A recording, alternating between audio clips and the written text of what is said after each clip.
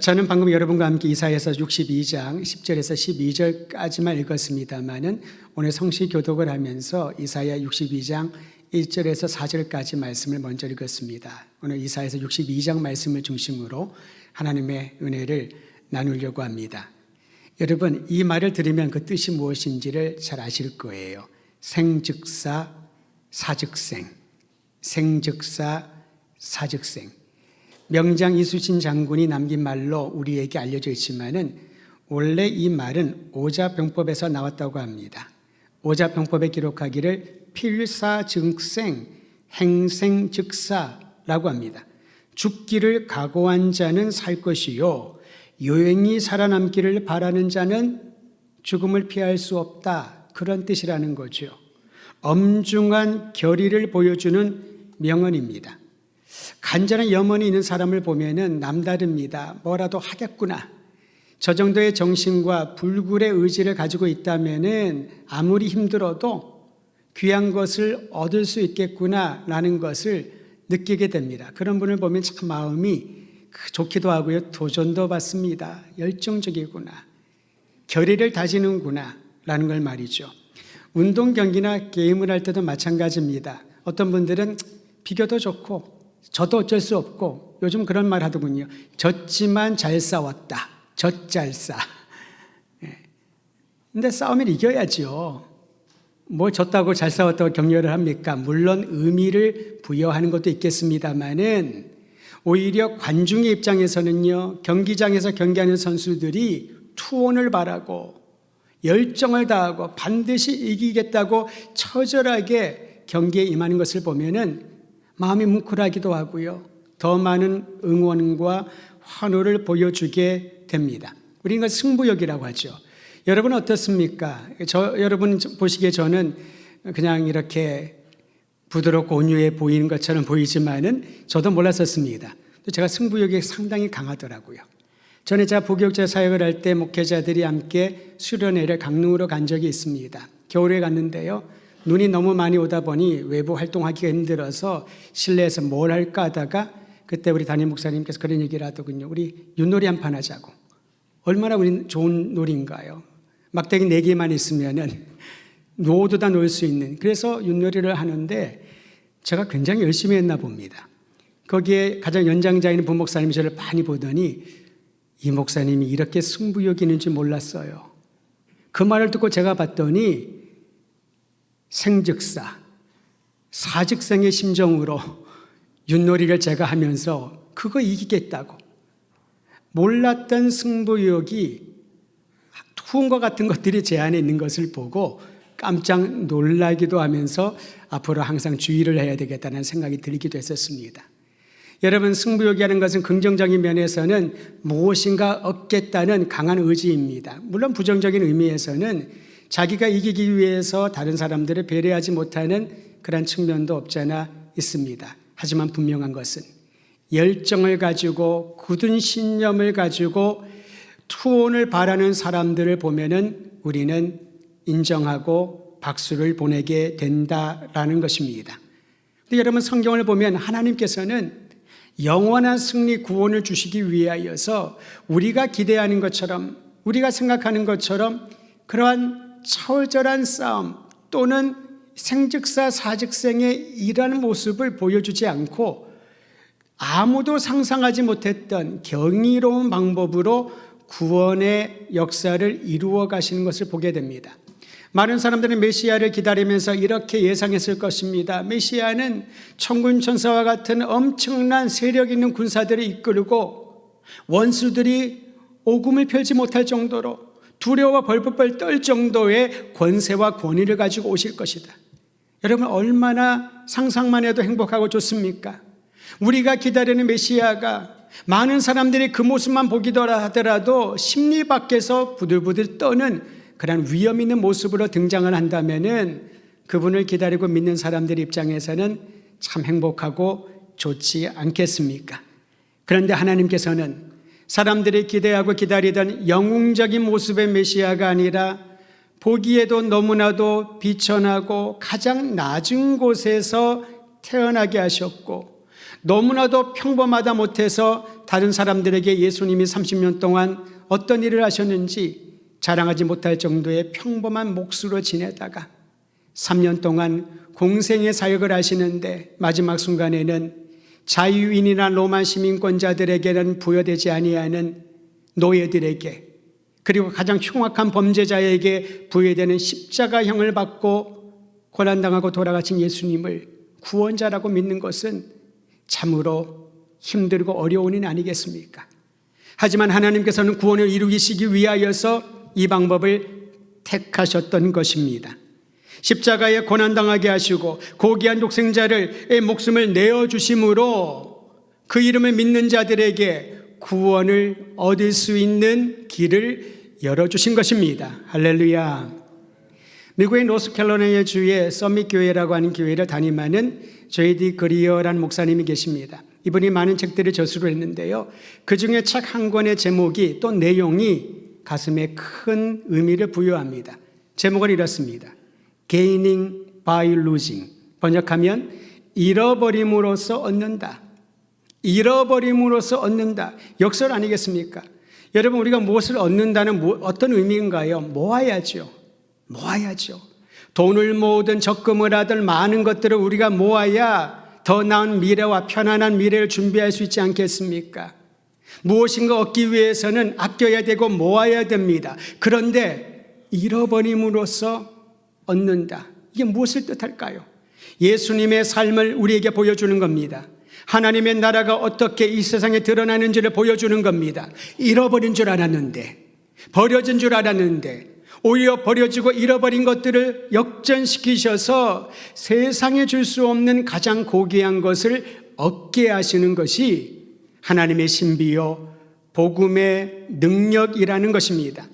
J.D. 그리어 목사는 예수님이 말씀하신 내용 중에서 땅에 떨어진 밀알 한 알의 밀알 비유를 들어서 하나님 나라가 어떻게 확장되는지를 설명해 주었습니다. 요한복음 11장 24절 말씀 제가 읽어드립니다. 기록하기를, 내가 진실로 진실로 너희에게 이르노니 한 알의 밀이 땅에 떨어져 죽지 아니하면 한 알 그대로 있고 죽으면 많은 열매를 맺느니라. 아멘. 예수님 이렇게 말씀하셨습니다. 이 비유를 드셨던 거죠. 사실 농부가 씨를 뿌릴 때 어떻게 말합니까? 어떻게 표현하나요? 씨를 뿌린다, 땅에 씨를 심는다, 그렇게 말하지 이 씨를 죽게 하려고 땅에 뿌린다, 그렇게 표현하지는 않잖아요. 그런데 곰곰이 생각해 보면 여러분, 땅에 뿌려진 씨앗은 죽어야지만, 썩어버려야지만 열매를 맺는 것이 맞다라는 것이지요. 이처럼 예수님은 자신의 생명을 내어주심으로, 자신의 목숨을 우리의 대속물로 내어주심으로 그 이름을 믿는 여러분과 저에게 영원한 생명, 구원의 은총을 허락하여 주신 것입니다. 즉 하나님의 나라는 수용하는 양만큼 확장되는 것이 아니라 내어주는 능력만큼, 내어주는 분량만큼 만방에 펼쳐지고 확장되는 줄 믿으시기를 바랍니다. 이사야 62장의 말씀도 바로 그러합니다. 하나님께서는 이 배경을 통하여서, 이 내용을 통하여 우리가 어떠한 삶을 살아야 할 것인지를 이스라엘의 역사를 통하여 가르쳐 주십니다. 이사야서 62장의 배경은 바벨론 포로 생활의 고난을 견딘 이들이 이제 본토로 돌아와서 새로운 출발을 하는 것을 배경으로 삼고 있습니다. 여러분, 70년의 포로 생활을 마치고 고향으로 돌아왔으니 얼마나 기뻤을까요? 얼마나 모여든 사람들이 열정적으로 재건에 동참했을까요? 한 사람도 예외 없이 자발적으로 예루살렘 성벽을 재건하고 성전을 중축하는 일에 다 동참하고 싶었을 것입니다. 의미 있는 일이니까요. 하지만 현실은 좀 달랐습니다. 본토로 돌아오면 모든 것이 잘 풀릴 줄 알았는데 그들에게 열정은 있었지만은 재건할 수 있는 자원이 없었습니다. 재료가 부족했습니다. 게다가 사람들이 처음에 돌아와서는 행복하고 즐겁고 하이파이브를 하면서 마음을 모은 것처럼 보였지만은 일을 진행하다 보니까 진행하는 방식이 달라요. 일을 하는 방식과 생각들이 다 다른 겁니다. 들은 얘기인데도요, 여러분, 김장철이 되면은 어떤 조언을 하기 위해서 많은 사람들이 모여서 김장을 하려고 하는데 집집마다 김장하는 방식이 다르답니다. 고춧가루 넣는 방식도 다르고 양도 다르고 젓갈을 쓰는 것도 다르고, 그러다 보니까 자원봉사로 함께 모여서 김장을 하다가 헤어질 때는 내년에는 다 이거 안 할 거야, 다시는 같이 김장 하나 봐라, 그렇게 얘기를 하면서 흩어진다고 하는 거죠. 사람들이 아무리 좋은 의도로 모이더라도 일하다가 마음이 상할 수 있습니다. 순서가 다르고 방식이 다르다고. 포로기한 이후에 재건을 위하여 모여든 이스라엘 백성들이 그러했습니다. 게다가 본토에 남겨져 있던 이들을 호의적으로 받아주지 않았습니다. 오히려 그들이 하는 일을 방해합니다. 조롱합니다. 너희들이 쌓은 이 벽돌은 금방 무너질 것이다. 여우 한 마리가 지나가도 다 무너질 만큼 미약하다라고 조롱을 하며 사람에게 핀잔을 주니까 얼마나 마음이 아프고 힘들었을까요? 재건을 위하여 꿈을 품고 돌아왔던 이들에게 남는 것은 허탈함 말고는 아무것도 없었던 것이지요. 그러한 상황 가운데 하나님께서는 백성들을 위로하십니다. 격려하십니다. 그리고 그들에게 희망을 부어주셨습니다. 그 내용이 오늘 본문인 이사야서 62장 1절에서 5절까지에 기록되어 있습니다. 그 내용 몇 가지만 요약하여 말하면 다음과 같습니다. 이 희망은 오늘날 우리들에게도 주신 희망인 줄로 믿고 아멘으로 받아들이시기를 바랍니다. 첫 번째 희망은요, 여호와 하나님께서 친히 너에게 지어주신 새로운 이름으로 불려질 것이다 라는 희망입니다. 그전에 무엇이었습니까? 나라 잃은 백성, 포로들, 바벨론에 끌려간 이들, 절망 말고는 말할 수 있는 것이 없는 이들, 처참한 인생, 그들의 이름이요 별명이었을 것입니다. 하지만 돌아온 이들에게 주님이 명하십니다. 약속하십니다. 이제 여호와께서 친히 지어주신 이름으로 불려질 것이다. 오늘날 예수 그리스도를 믿고 난 이후에 우리에게 주신 새로운 이름이 있습니다. 바로 그리스도인이란 이름입니다. 부모님이 주신 귀한 이름이 있습니다. 이름마다 뜻이 있고요, 염원이 담겨져 있지요. 우리를 그리스도인이라 불리게 된 하나님의 놀라운 은총은 이제는 더 이상 세상을 쫓아 사는 것이 아니라 그리스도의 사람으로 그리스도의 영광을 위하여 그 이름에 합당하게 살라고 새 이름을 지어 주신 것이지요. 또한 주님이 주시는 희망이 있습니다. 하나님의 손에 아름다운 왕관이 될 것이다. 왕관은 명예를 말합니다. 명성을 뜻합니다. 살아가는 데 있어서 얼마나 큰 의미가 왕관이란 이 단어에 다 포함되어 있지요. 여러분, 훈장 받으신 분 있으세요? 제가 우리 교인들 신방하다 보니까 어느 가정에 훈장을 받으셨어요. 표창장을 받습니다. 얼마나 그것이 영예스러운지 가장 잘 보이는 마루에 다 걸어놓는데 저도 마음이 뿌듯하고 너무 좋더라고요. 참 우리 성도들 중에 이렇게 영예로운 삶을 살았던 분이 계시구나. 물론 하나님의 영광이 가장 크지만은 사회생활을 하면서도 사람들에게 인정받고 표창받고 칭찬받는 거 얼마나 아름다운 일인가요? 그런데 하나님께서 우리 모두에게 훈장과 표창장은 제한된 사람들이 받지만은 하나님의 자녀들에게 모두에게 주시겠다는 약속입니다. 너희는 하나님의 손에 아름다운 왕관이 될 것이라. 하나님 우리를 영예롭게 하실 줄 믿으시기를 바랍니다. 또한 세 번째로 약속을 주십니다. 너희는 다시는 버림받은 자라 불리지 않고 황무지에 내버려 두지 않을 것이다. 황무지 같은 이 땅을 살아가는 이들에게 버림받은 것처럼 허전하고 홀로 외롭게 쓸쓸히 걸어가는 이들에게 주님의 약속입니다. 내가 너희를 버려두지 않겠다. 너희를 황폐한 땅에 던져놓지 않겠다. 주님이 함께 하시겠다는 약속이지요. 그리고 하나님의 약속이 또 이어집니다. 너희는 하나님의 기쁨이 되는 나라, 하나님과 연합한 민족이 될 것이다. 성경에는 헵시바 그리고 뷰라라는 말로 사용되어 있지요. 너희는 나에게 기쁨이 된다. 너희는 나의 신부와 같이 고귀한 존재이요 우리는 연합한 관계다. 주님이 이스라엘 백성들에게 본토로 돌아와 지쳐버린 이들에게 격려하고 위로하며 희망을 주시는 겁니다. 2023년에 12월을 맞이하는 성도 여러분, 대림전 네 번째 주일 그리고 성탄을 앞두고 있는 우리 모든 성도들에게 주님의 이 위로가 동일하게 여러분에게 임하여서 주님의 기쁨이 되고 주님과 연합하는 복된 인생 되기를 우리 주의 이름으로 축원드립니다. 뿐만 아니라 하나님은 바벨론 포로에서 돌아온 이들에게 어떻게 살 것인지, 무엇을 향하여 나아갈 것인지 삶의 새로운 방향을 제시해 주십니다. 새로운 방향은요, 자신의 필요에 치중하거나 과거의 영광을 재현하는 것에 목표를 두지 말라고 전제를 합니다. 사실 그들이 돌아와서 무너진 예루살렘 성벽 재건하고요, 성전 재건하고요, 하나님의 임재가 있는 예배를 회복하고요, 사람들을 함께 모아서 힘을 강화하고요, 그리고 다른 외적들이 침범하지 못하도록 성을 더 굳건하게 만드는 일에 치중하지 않았습니까? 그러면서 많은 사람들은 이런 기대감이 있었습니다.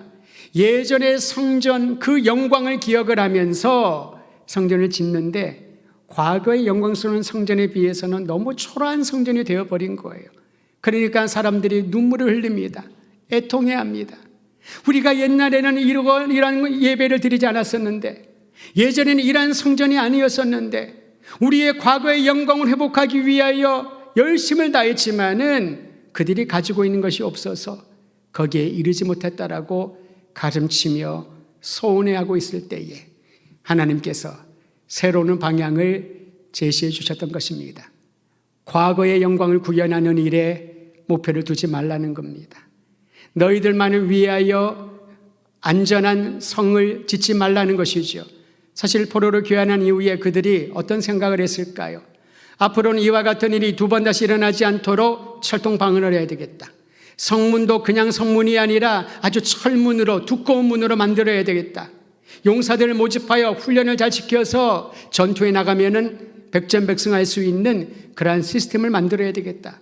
그런 생각을 하지 않았을까요? 자연스럽게. 그러한 이들에게 하나님께서 명하십니다. 오늘 말씀을 함께 읽도록 하지요. 이사야서 62장 10절에 있는 말씀 같이 읽도록 합니다. 시작. 성문으로 나아가라, 나아가라. 백성이 올 길을 닦으라. 큰 길을 수축하고 수축하라. 돌을 제하라. 만민을 위하여 기치를 달라. 기치는 깃발을 말합니다. 하나님의 새로운 방향 제시입니다. 구원의 은혜를 경험한 이들에게, 하나님의 놀라운 은총을 경험한 이들에게 이제는 자신의 안위만을 위하여 성벽을 높이 쌓고 성내에 머물지 말라고 명하십니다. 대신에 성문을 열고 그 성문을 지나 밖으로 나아가라 라고 명하십니다. 흩어진 자들이 돌아올 수 있도록 그 길의 모든 큰 돌들을 제거하고 길을 닦으라 라고 명하십니다. 모든 민족들이 볼 수 있도록 깃발을 높이 들고 흔들면서 하나님의 뜻을 큰 소리로 외쳐라 라고 명하십니다. 하나님의 뜻이 무엇일까요? 62장 11절에 기록되어 있습니다. 이 말씀도 같이 읽지요. 시작. 여호와께서 땅끝까지 선포하시되 딸 시온에게 이르라. 보라, 내 구원이 이르렀느니라. 보라, 상급이 그에게 있고 보응이 그 앞에 있느니라 하셨느니라. 하나님의 명령입니다. 깃발을 높이 들고 길을 닦고 성문을 열고 밖으로 나가서 외치라라는 거지요. 하나님의 구원이 임하였느니라. 모든 보응과 상급이 그에게 있느니라. 걱정하지 말아라. 두려워하지 말아라. 현실의 어려움 앞에서 낙심하지 말아라. 열심히 하려고 노력을 하다가 또 다투고 분열하지 말아라. 하나님의 구원이 너희 모두에게 임하였느니라. 여러분이 조금 전에 메리 크리스마스, 해피 크리스마스로 인사하지 않았습니까? 어떻게 해야 즐거운 성탄절이 될까요? 어떻게 행복한 성탄절이 될까요? 오늘 예배 드리기 전에 중간 시간에 봤더니 어떤 문자가 하나 왔어요. 오래전에 알고 있었던 형제인데 미국의 애플 회사에서 일을 하는 형제입니다. 그분이 문자를 보냈어요. 목사님, 저 누구누구인데 기억하시죠? 메리 크리스마스, 성탄의 인사를 멀리서나마 전합니다. 얼마나 좋아하는지 몰라요. 그 몇 줄의 인사에 정말 이 성탄의 의미가 나에게, 그 형제에게, 우리 모두에게 특별하구나. 근데 여러분, 어떤 의미가 있어야 특별한 성탄절이 될까요? 오늘 이사야서 62장은 이렇게 말합니다. 구원이 너희에게 임하였느니라. 2000년 이 땅에 아기의 모습으로 오신 예수님께서, 사람의 몸을 입고 성육하신 예수님께서 오셨다는 것은 하나님이 약속하신 구원이 실제로 너희에게 임하였느니라. 사람들이 기대하는 모습이 아닌 가장 비천하고 낮은 곳에 오셔서 연약하고 소외되고 절망적인 이들에게 찾아오셔서 희망으로, 영원한 생명으로, 완전한 구원으로 이끌어 가시는 구원자가 임하였느니라. 그분에게 모든 상급이 있고 보응이 있고 그 상급과 보응이 믿는 이들에게 주어졌느니라. 진정으로 즐거운 성탄절은, 행복한 성탄절은 우리의 구원자, 영원한 구세주이신 예수님 안에 거하는 자들에게 하늘의 상급, 하나님의 보응을 경험하게 될 때 누리게 될 것입니다. 오늘 예배드리는 모든 분들과 동일한 시대에 살고 있는, 복음을 들어야 되는 영혼들, 그리고 잃어버린 모든 심령들에게 우리의 구원자 예수님이 오셨다는 이 복된 소식이 마음 기쁜 곳 가운데 스며들어가서 주께로 나와 경배하고 찬양하는 아름다운 날들이 되기를 주의 이름으로 축원드립니다. 하나님의 구원이 임했다는 이 소식을 받아들인 이들에게 놀라운 선물이 주어집니다. 새로운 정체성입니다. 오늘 본문 마지막 절 함께 읽지요. 62장 12절의 말씀입니다. 시작. 사람들이 너를 일컬어 거룩한 백성이라 여호와께서 구속하신 자라 하겠고, 또 너를 일컬어 찾은 바 된 자요 버림받지 아니한 성읍이라 하리라. 여러분 말씀을 잘 보셔요. 하나님의 구원의 선물을 받아들인 이들에게 어떤 일들이 일어나냐면은 내가 막 강조하고 설명하고 가르쳐서가 아니라 사람들이 우리를 그렇게 일컬어준다는 거죠. 너희는 거룩한 백성이구나. 하나님께서 너희를 구속하셨구나. 너희는 찾은 바 된 자여 버림받지 아니한 도성이 되었구나 라고 사람들이 그렇게 부르기 시작한다는 겁니다. 이게 놀라운 축복인 줄 믿으시기를 바랍니다. 내가 아무리 나는 예수님 믿고 나서 이렇게 행복해요, 내가 예수 믿고 난 다음에 이런 복을 얻었어요, 예수님 나에게 이런 축복들을 주셨어요, 아무리 얘기하더라도 관심이 없는 사람들 귀에는 그저 열정적인 신앙인의 이야기밖에 되지 않을 것입니다. 그런데 우리의 삶의 모습을 보면서, 우리에게 임하신 구원의 놀라운 역사를 바라보면서 사람들이 그렇게 불러주는 것입니다. 당신은 참으로 하나님의 사랑을 입은 자이군요.